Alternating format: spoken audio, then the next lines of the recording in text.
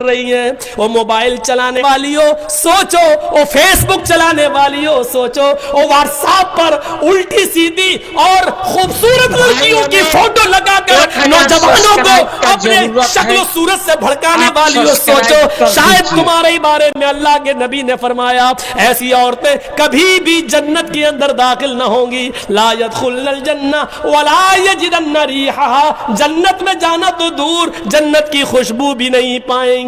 मेरी बहनों अपने आप को संभालो, मेरी कौम की बेटियों अपने आप को संभालो। पूरा महाराष्ट्र में आज देख लो कितनी मुसलमान लड़कियों ने कोर्ट में एप्लीकेशन दे दी है और वो गैर मुस्लिम लड़कों के साथ आज निकाह करने के लिए तैयार है। कितनी गैर मुस्लिम, कितनी मुसलमान लड़कियों ने गैर मुस्लिमों के साथ निकाह करने के लिए एप्लीकेशन दे दी और कह दिया मैं चाहती हूं कि मेरी शादी इनके साथ हो। मेरे बाप और मेरे भाई मुझे रोकना चाहेंगे लेकिन मैं बालिग हूं, मैं इसी गैर मुस्लिम के साथ अपनी मर्जी से निकाह करने के लिए तैयार हूं। मौलाना जी कैसा हाल चाल? तो ठीक है ना? ठीक नहीं लगता, आप बहुत छटपटा रहे हैं। क्या घबराने की बात है? घबरा लो मत, एक उपाय है मेरे पास, बता दूंगा वो उपाय। अभी फिलहाल तो बता देते हैं। सिर्फ औरतें जाती ही नहीं है, लड़कियां ही नहीं है, क्यों अकेला इसको दोष देते हो? इसको दोष दे देते हो, ये गलत बात है। आप मेरा हाथ पकड़ो, मेरा साथ चलो अरब अरब दुनिया में। वहां का मर्द जात, वहां का लड़का आजकल के अनगिनत इस्लाम धर्म छोड़ रहा, वो भी मुसलमान, हिंदू नहीं। वहां का मुसलमान अरब कंट्री में 8-10 देश हो चुका है जो विदेश से पढ़ लिख कर आते हैं तो अपना धर्म छोड़ देते। ये लड़कियों को खाली क्यों दोष देते हो? अरे दोष देना है वहां से शुरू करो जहां से इस्लाम पैदा हुआ है, वहां से ये तमाशा शुरू हुआ है। छोड़ देते हैं। ज्ञान हो जाता ना, ज्ञान हो जाता तो अपने शास्त्रों को, अपने कुरान और को थोड़ा विचार करने लगता, लोग को चटक नहीं लगता, छोड़ देता। ये लड़की भी इधर में स्कूल में पढ़ती है हिंदुस्तान के अंदर, तो इसे भी जब ज्ञान हो जाता तो अपनी सच्चाई को खोजने लगती। मेरा कौम में मेरा सम्मान कितना है, मैं मरकर अल्लाह के पास जाऊंगा तो उस समय मेरा सम्मान, मेरा अधिकार क्या है, वो ढूंढती है जब ज्ञान हो जाता। तो जब ढूंढने लगे तो अभी तो गैर कम में ही जाती है स्कूल में। इसी तरह भी तो क्या यार, 20% है, 20% इस्लाम में पढ़ने वाली लड़की हिंदुस्तान के अंदर। अगर ये 80% पे चला गया, मौलाना जी क्या हालत होएगा? विचार कर। वसीम रिजवी जी गलती नहीं बोले थे, उसका सोच था कि इस्लाम को महान महान दर्जा दिया जाए। अभी तो इस्लाम खराब नहीं है, मगर महान दर्जा पाने में कुछ कमियां हैं, उसे ही हटाने को बोलते थे। आप लोगों हड़ताल कर दिया यार, जान मारो, ये करो, अच्छा नहीं है। ये भी अच्छा, इस्लाम को भी आप लोग महान का दर्जा कैसे होगा इसका बारे में विचार करो, मेरा रिक्वेस्ट है।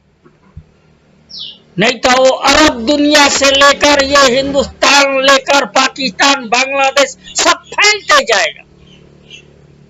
जितना पढ़ेगा, जितना विद्वान होएगा, वो थोड़ा उसको झंझट पड़ जाएगा। मेरा रिक्वेस्ट है मौलाना जी, मेरा हार्दिक दिल से रिक्वेस्ट है, मजाक नहीं कर, थोड़ा महान कैसा हो जाएगा, कुछ बेइज्जती वाला बात नहीं है यार। हिंदू तो पहले क्या क्या गलतियां भी पकड़े थे, फिर बाद में छोड़े, फिर उसको खंडित किया। हिंदू इसमें शर्म नहीं रखता, आप लोग शर्म रखता। शर्माने का बात नहीं है इसमें, शर्माने क्या, समय का मांग क्या आता है, समय किस तरीका से मांग करता है। ज्ञान आज का कितना ऊंचा हो गया, हम लोग कितना इसमें बदलाव ला दे, इसका ध्यान दो, नहीं तो आने वाला पीढ़ी आप लोगों का हिंदुस्तान में और बुरा हो जाएगा। इतना ही नहीं रहेगा, एक वीडियो देता हूं, वो भी थोड़ा देख लेना। समझो इस बात को कि इस्लाम ने मर्द को तलाक का इख्तियार क्यों दिया है, औरत को क्यों नहीं दिया।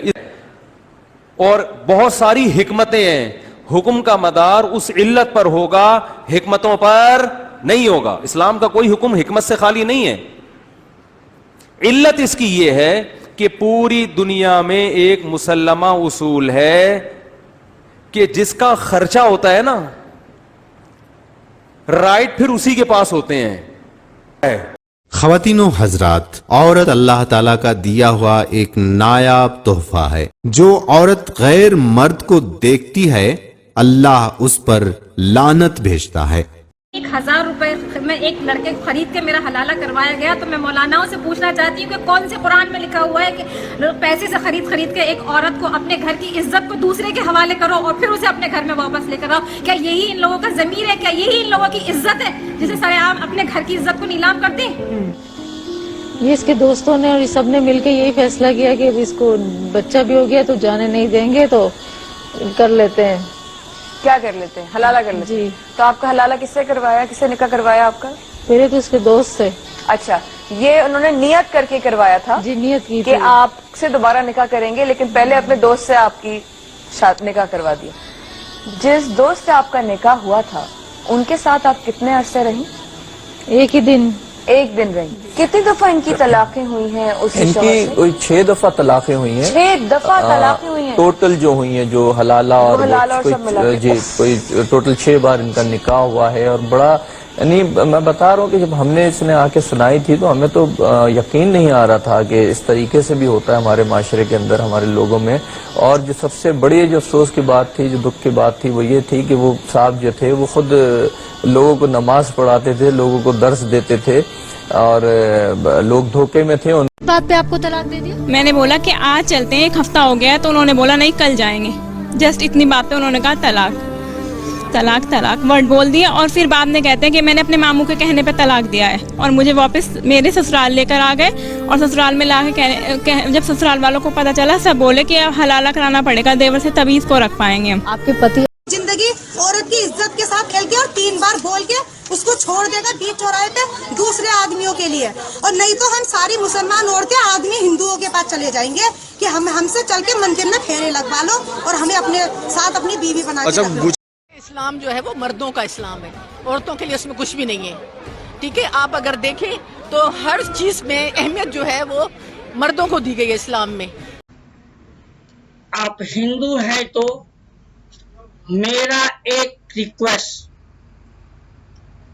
लाइक शेयर सब्सक्राइब कर देना।